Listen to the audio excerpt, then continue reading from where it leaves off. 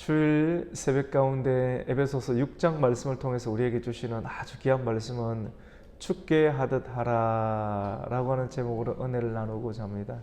죽게 하듯 하면 됩니다. 아주 이 말씀이 쉽습니다. 다 통해요. 죽게 하듯 하면 됩니다. 우리가 예수님을 믿는다는 표현을 옷을 입는다라고 하는 표현을 씁니다. 우리가 집에서 잠을 자다가 이렇게 나올 때는 옷을 또 정갈하게 갈아입고 나오는 것입니다.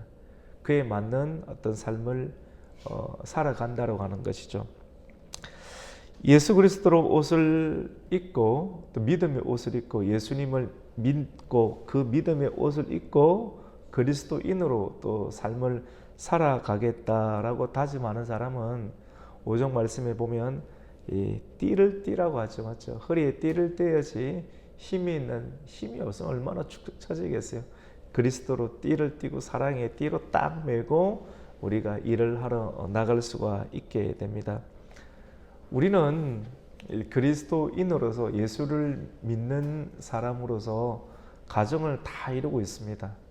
그리고 가정에 부부의 관계를 하고 있고 또 자녀와의 관계를 하고 있고 또 가정 안에서만 살 수가 없잖아요. 성 안에서만. 성 밖에 나가서 뭘 해야 됩니까?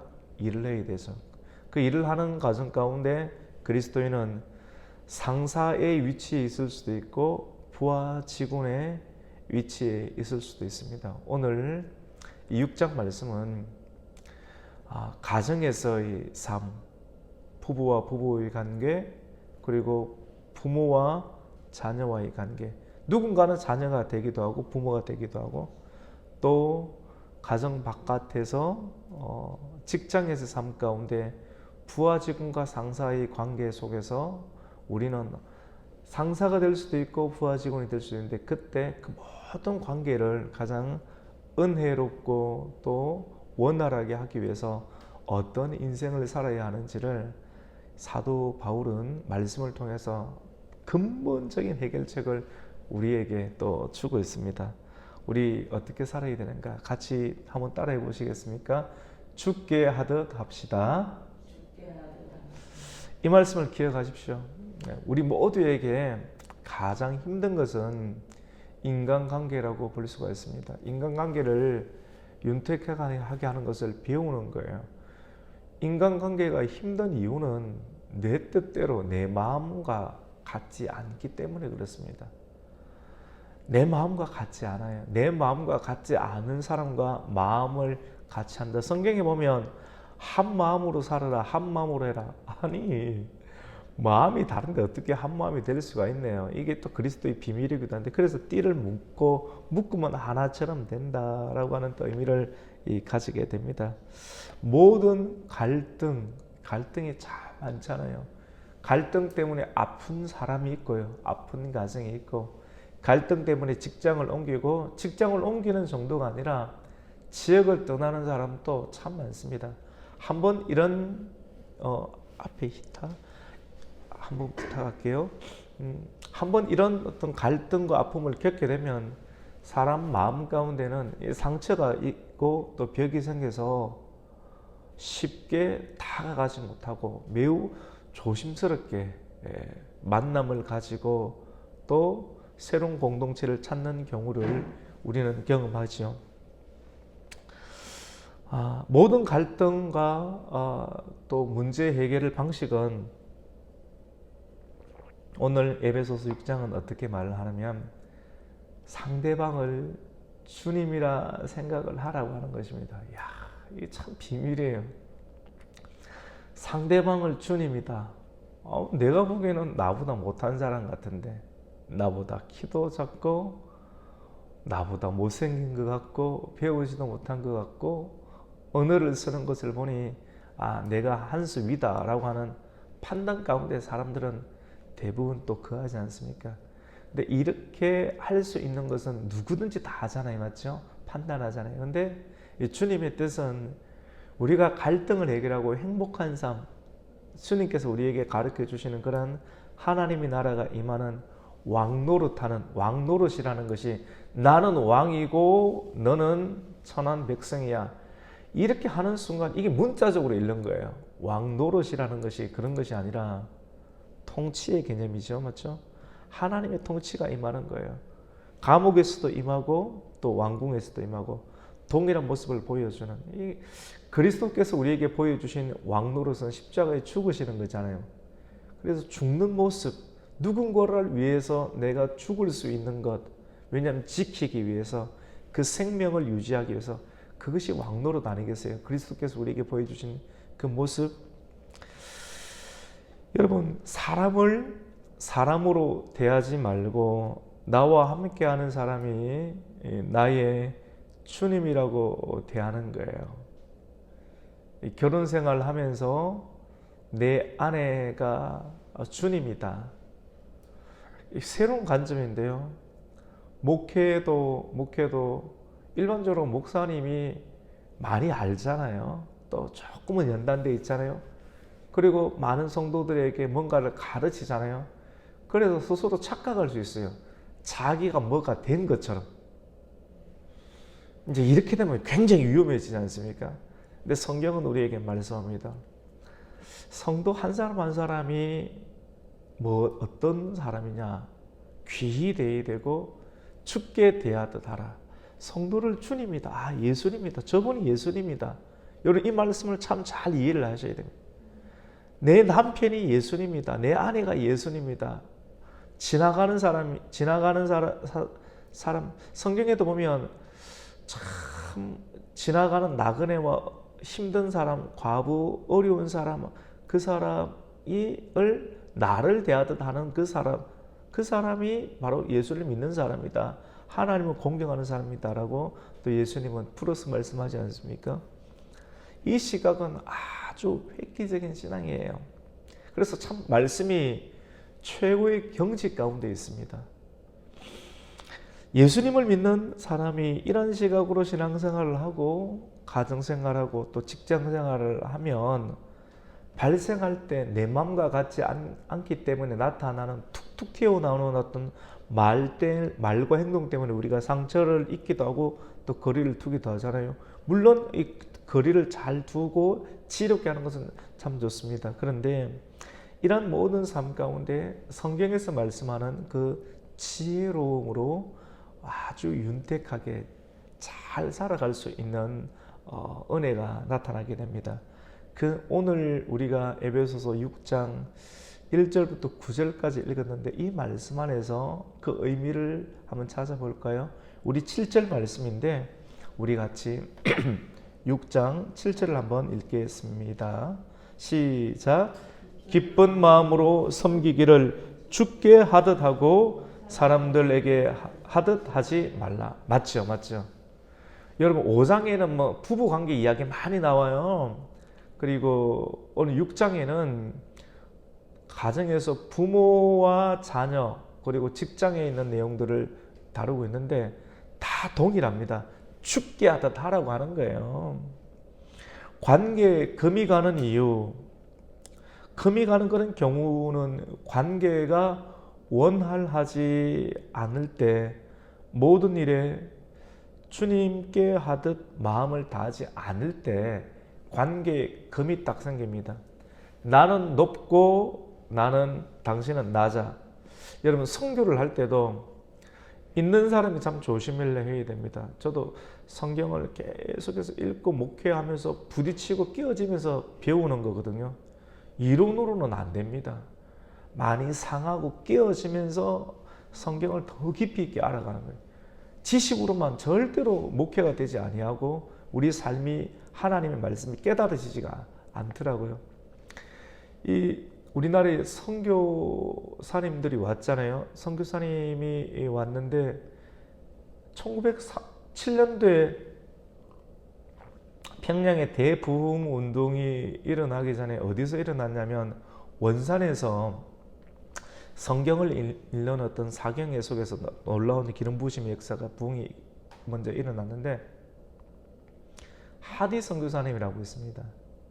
근데 하디 선교사님도 외국에 살다가 이 한국 땅으로 얼마나 한국이 못 살았어요. 왔을 때 나름대로 하나님을 위해서 한다고 왔는데 현실은 이 옷을 입고 있는 옷차림이나 행사나 문화가 참 바닥 아닙니까? 그때 그 당시에 맞죠? 자기들의 삶은 높고 은연중에 말씀을 가르치는데도 따라오지 못하고 상스러운 삶과 행동을 취할 때 시간이 지날수록 판단의 마음이 생기잖아요. 나는 선교사고 당신들은 이렇게 내 말을 듣는 사람이다는 겉은 아닌 척하는데 속은 그런 마음이 생기겠으면 안 생겼습니까? 다 생긴다니까요. 그러니까 안 되는 거예요. 근데 어느 순간 성령님께서 깨닫게 해주셨어요. 아, 이게 교만이구나. 그걸 깨닫고 자기가 바짝 낮추고 진정한 깨달음으로 변화를 가지게 됐을 때, 그때부터 한 영혼을 귀히 여기고 죽게 대하듯 했을 때 성도들이 알아듣고 또 선교지의 성도들이 알아듣고 함께 그때부터 부흥이, 성령님의 부흥이 폭발적으로 일어나서 대한민국 전역에 놀라운 대부흥의 역사를 일으키는 그 시발점이 한 영혼이 깨어지고 변화되는 역사를 통해서 일어났습니다. 이 놀라운 어떤 깨달음이죠. 성령, 내가 목회하는 것이 아니라, 내가 가정을 세워가는 것이 아니라, 내가 직장을 이렇게 부흥시키는 것이 아니라, 나는 아무것도 아니고 주님께서 하시기 위해서 내 모습과 내 눈빛과 내 마음의 생각들을 정말 어떻게 반드시 드러나는 거거든요. 내 마음의 생각과 그 표정과 모든 것을 다 드러나요. 숨긴다고 하지만 다 드러나는 거예요. 사람들이 다 판단하는.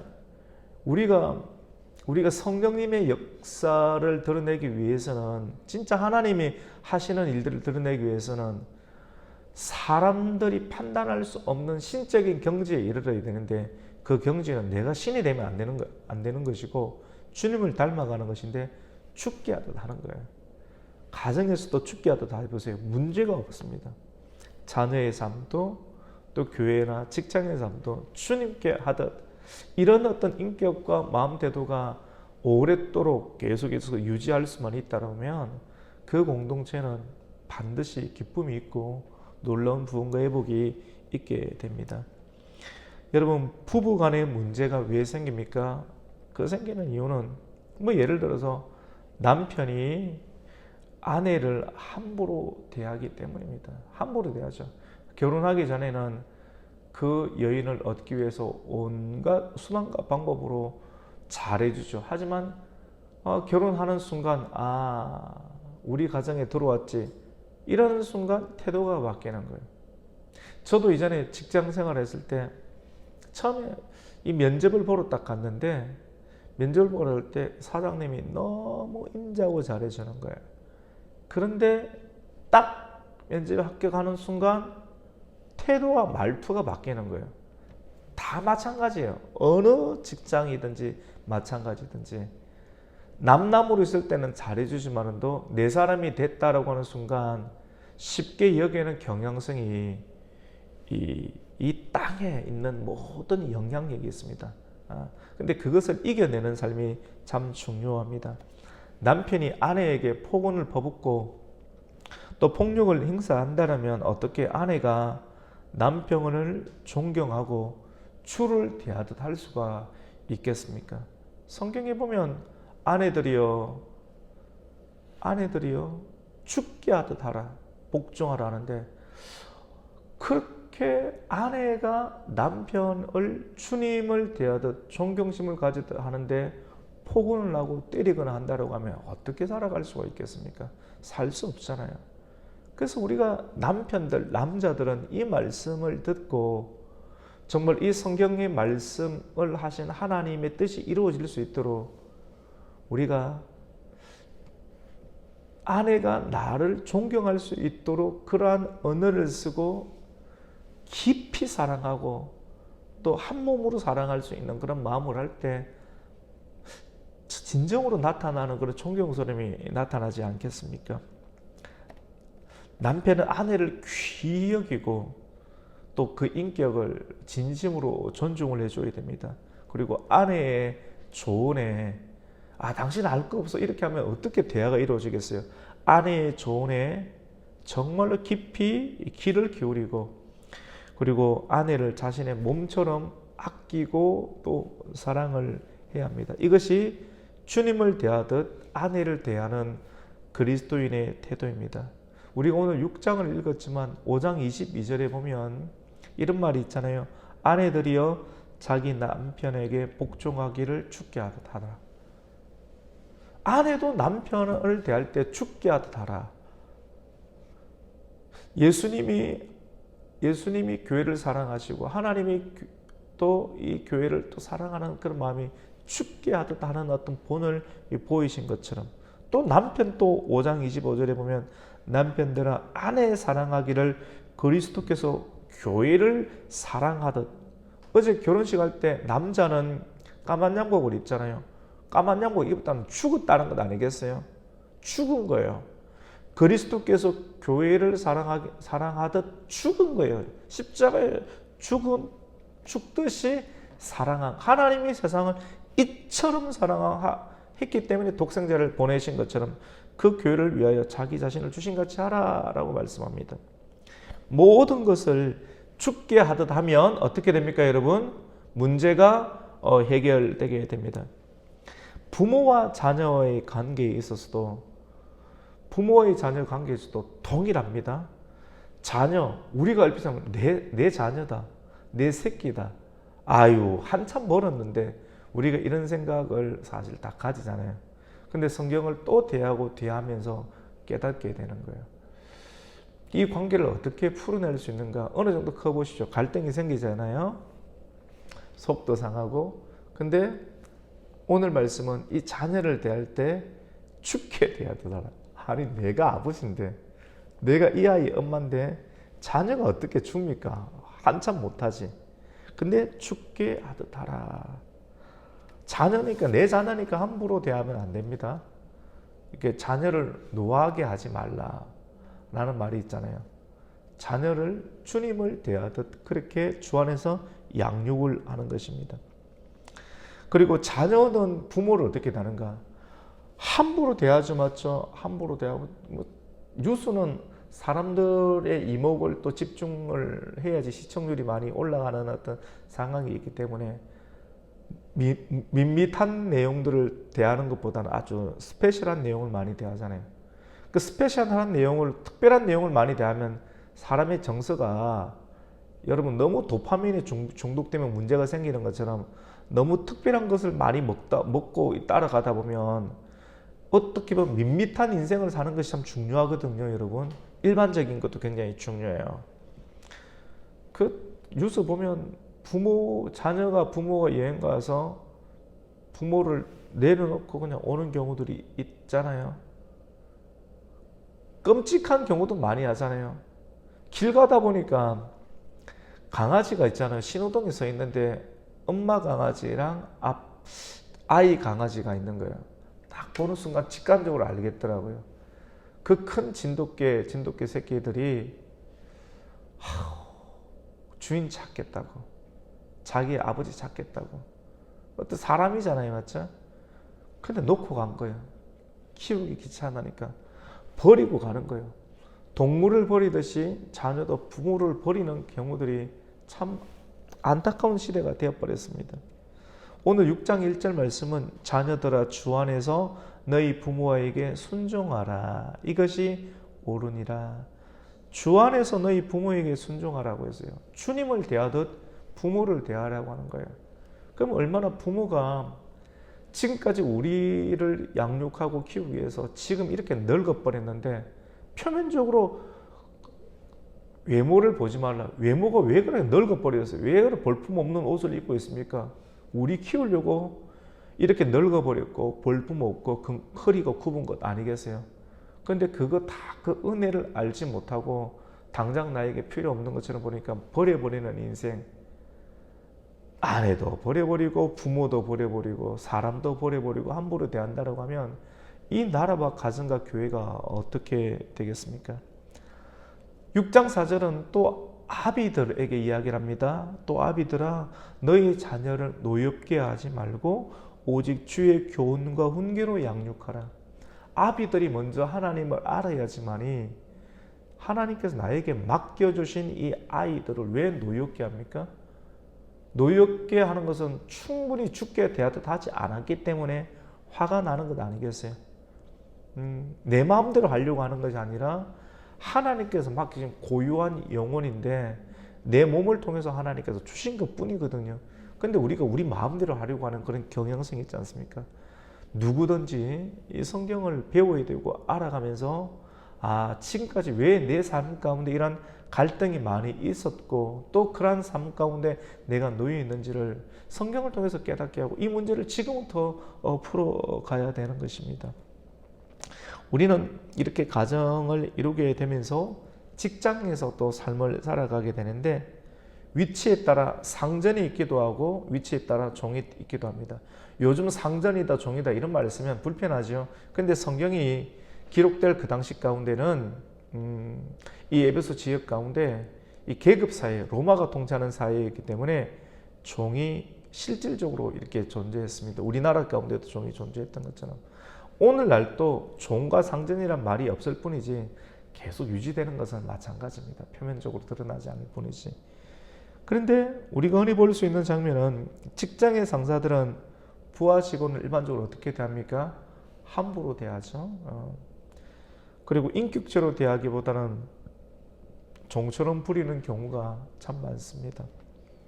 또 부하 직원들은 이 상사나 사장님을 대할 때 어떻게 대하겠어요? 인격적인 관계가 있나요? 있는 경우도 있어요. 그런데 많은 경우는 인격적으로 주님을 대하듯 우리 사장님, 우리 직장의 또 어르신들을 이렇게 대하기보다는 앞에서는 웃으면서 잘하지만 또 뒤에서는 욕하고 또 끌어내리거나 너릿너릿 딴청을 피우는 경우들이 참 많습니다. 근데 오늘 성경이 통하는 이유는 그때 그 당시나 오늘날이나 문화가 형태는 다르지만도 사람이 살아가는 근본 원리와 그것을 적용하는 하나님 뜻이 변하지가 않거든요. 그렇기 때문에 이 말씀을 다 받을 수가 있게 됩니다. 그래서 오늘 6장 5절에 보면 종들아 두려워하고 떨며, 요즘 두려워합니까? 안 두려워요. 뭐 고개 쳐들고. 그러니까 누가 누구에게 사랑을 있겠습니까? 누가 그 사람을 추천하겠습니까? 조금 두려워할 수도 있고 오면 오셨습니까? 라고 고개 굽히는 사람에게 뭔가라도 더 잘해주고 이렇게 할 것 아니겠어요? 그러니까 누군가가 이것을 회복을 해야 됩니다. 그래서 종들아 두려워하고 또 떨며 그리고 성실한 마음으로 육체의 상전에게 순종하기를 같이 해봅시다. 그리스도께 하듯 하라. 죽게 하듯 하라라는 거예요. 이거 요즘 이런 말 하면 안 들으려고 하잖아요. 그러니까 가정이든 직장이든 다 문을 닫는 거예요, 여러분. 이 시대가 자꾸 셧다운 되는 이유가 뭔지 아세요? 성경을 제쳐놓았기 때문입니다. 이 가르침보다는, 이 성경의 권위보다는, 말씀의 권위보다는 세상과의 돈의 권위, 쾌락의 권위가 더 커졌기 때문에 그렇습니다. 오늘 10월 29일 주일이잖아요. 오늘이 종교개혁 주일이에요. 오늘 종교개혁 말씀을 통해서 우리가 또 큰 은혜를 받게 될 터인데 다시 말씀으로 돌아가야 되고 성경으로 돌아가야 되고 믿음과 은혜와 하나님의 영광 중심으로 돌아가야지만이 셧다운되지 할 수가 있게 됩니다. 6장 6절에서 7절 우리 같이 한번 읽어볼까요? 같이 읽습니다. 시작. 눈가림만 하여 사람을 기쁘게 하는 자처럼 하지 말고 그리스도의 종처럼 마음으로 하나님의 뜻을 행하고 기쁜 마음으로 섬기기를 죽게 하듯 하고 사람들에게 하듯 하지 말라. 맞죠? 모든 일들을 죽게 하듯 하고, 물론 우리가 더 많이 배우고 더 많이 알고 인격이 훌륭한 것처럼 보이는데 그 마음을 품지 말고 버리라고 하는 거예요. 우리 주님께서 하나님과 동등됨을 여기지 않고 비웠던 것처럼 그냥 종처 죽게 하듯 저 사람이 나의 주인이다. 주님 내 자녀인데 주님께서 맡기셨다. 주 안에서 양육하고 교훈을 가르치고 부모도 주 안에서 주님을 대하듯 순종하고 부하 직원도 그리스도께서 교회를 사랑하는 마음으로 이렇게 하고 아내도 남편도 모든 것을 죽게 하듯 하는 어떤 이 마음의 비밀을 깨닫고 또 그렇게 순종하면 우리의 삶은 지금까지 우리가 살아왔던 삶과는 전혀 다른 놀라운 하나님의 나라, 하나님의 의가 다스리고 기쁨이 있고 평강이 넘치는 상태로 우리의 가정과 우리의 직장의 삶, 그리고 무엇보다 너희 안에 하나님의 나라가 있다라고 말씀하신 여러분의 마음 가운데 하나님의 나라가 이루어지게 될 것입니다. 이러한 은혜가 있기를 예수님의 이름으로 축복합니다. 아멘. 하나님 아버지 감사합니다. 죽게 하듯 하라. 가정에서도 직장에서도 아내를 대할 때, 남편을 대할 때, 자녀를 대할 때, 부모를 대할 때, 직장에서 모든 사람들을, 거래처 사람들을 대할 때 죽게 하듯 하면 무슨 범죄가 일어나겠습니까? 죽게 하듯 하는데 어떤 일들이 일어나겠습니까?